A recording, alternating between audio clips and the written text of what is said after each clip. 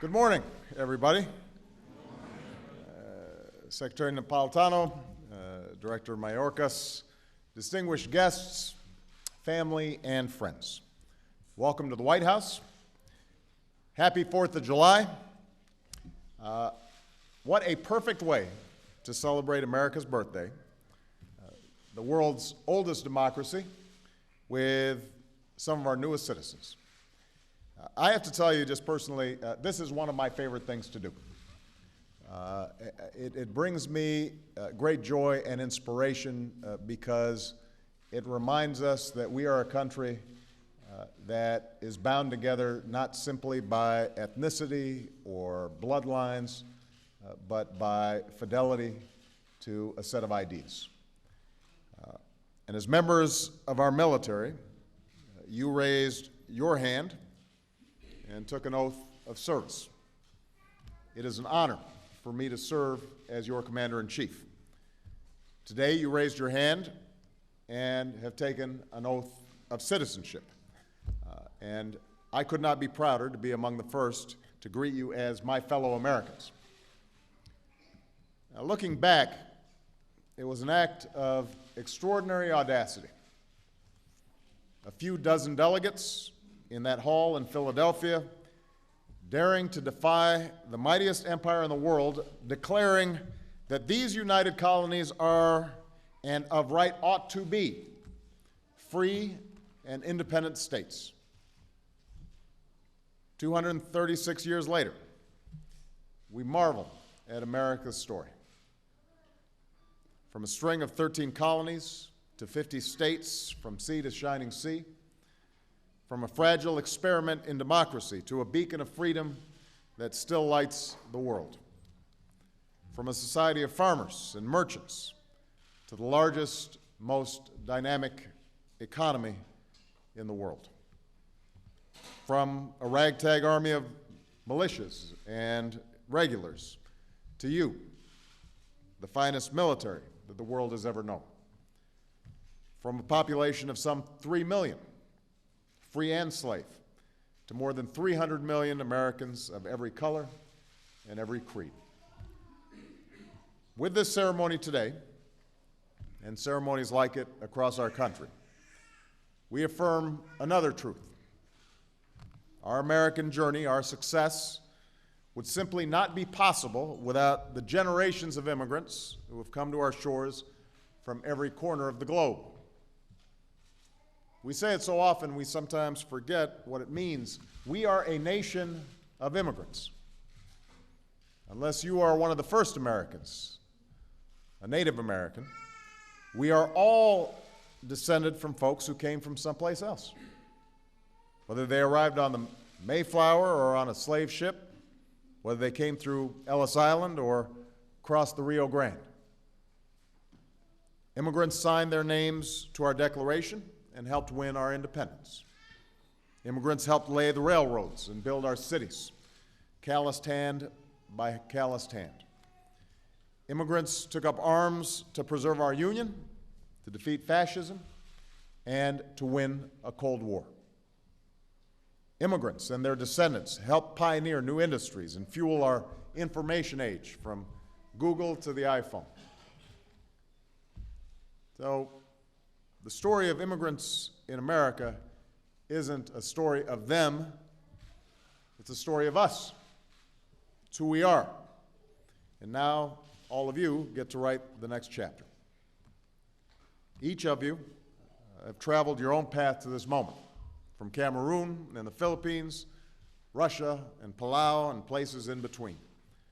Some of you came here as children, brought by parents who dreamed of giving you the opportunities that they had never had. Others of you came as adults, finding your way through a new country, and a new culture, and a new language. All of you did something profound. You chose to serve. You put on the uniform of a country that was not yet fully your own in a time of war. Some of you deployed into harm's way. You displayed the values that we celebrate every 4th of July. Duty, responsibility, patriotism. We salute a husband and father, originally from Mexico, now a United States Marine, joined today by his wife Sylvia and daughter Juliet. Becoming a citizen, he says, is another step in the right direction for my family. So today we congratulate Francisco Ballesteros de la Rosa. Where's Francisco?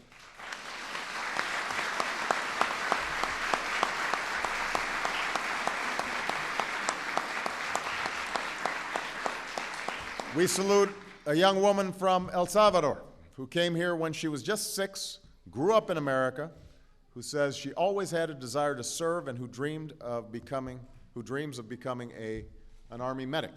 So we congratulate Luisa Childers. Luisa.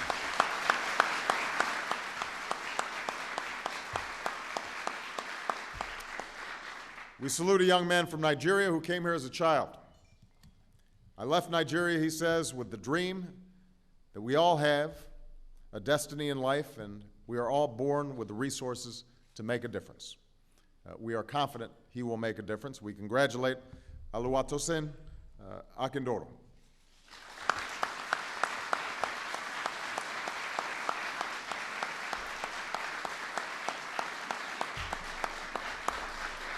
We salute a young man from Bolivia who came to America, enlisted in our military, and has volunteered to help care for our veterans. He's becoming a citizen, he says, to be a part of the freedom that everybody is looking for. And so we congratulate Javier Beltran.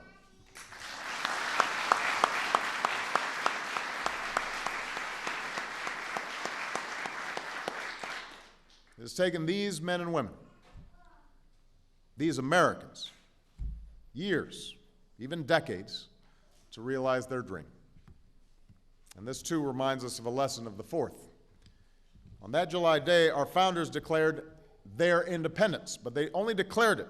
It would take another 7 years to win the war, 15 years to forge a Constitution and a Bill of Rights, nearly 90 years and a great civil war to abolish slavery, nearly 150 years for women to win the right to vote, nearly 190 years to enshrine voting rights. And even now, we're still perfecting our union, still extending the promise of America. And that includes making sure the American dream endures for all those, like these men and women, who are willing to work hard, play by the rules, and meet their responsibilities. For just as we remain a nation of laws, we have to remain a nation of immigrants. And that's why, as another step forward, we're lifting the shadow of deportation from deserving young people who were brought to this country as children. It's why we still need a DREAM Act to keep talented young people who want to contribute to our society and serve our country. It's why America's success demands comprehensive immigration reform. Because the lesson of these 236 years is clear. Immigration makes America stronger. Immigration makes us more prosperous. And immigration positions America to lead in the 21st century. And these young men and women are testaments to that. No other nation in the world welcomes so many new arrivals. No other nation constantly renews itself, refreshes itself with the hopes and the drive and the optimism and the dynamism of each new generation of immigrants. You are all one of the reasons that America is exceptional. You're one of the reasons why, even after 2 centuries, America is always young, always looking to the future, always confident that our greatest days are still to come. So, to all of you, I want to wish you the happiest 4th of July. God bless you all. God bless our men and women in uniform and your families. And God bless the United States of America.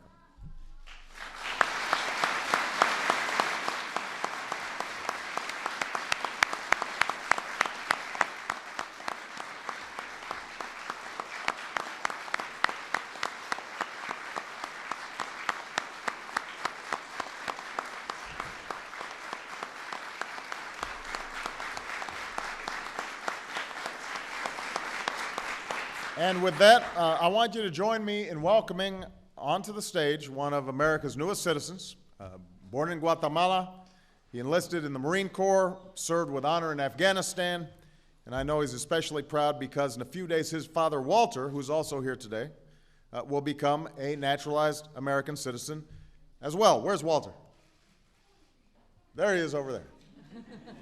Good to see you, Walter. Please welcome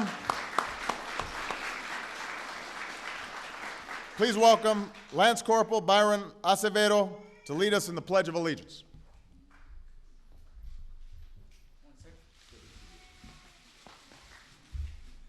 Right here. I'm nervous. I pledge allegiance to a flag of the United States of America and to a republic for which it stands, one nation, under God, indivisible, with liberty and justice for all.